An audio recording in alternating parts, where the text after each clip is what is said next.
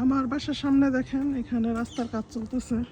আহামরি কাজ না, অল্প একটু, বাট তারপরও এখান থেকে শুরু করে পুরো রাস্তা ওরা মানে এরকম করে রাখছে মানুষের সিকিউরিটির জন্য। আরেকটা জিনিস দেখাই যে কারণে ভিডিওটা করা, দেখেন মানুষের পাশাপাশি রাস্তার যে পাশের গাছগুলো আছে এই গাছগুলোকেও ওরা কীভাবে প্রোটেকশন দিয়ে রাখছে দেখেন।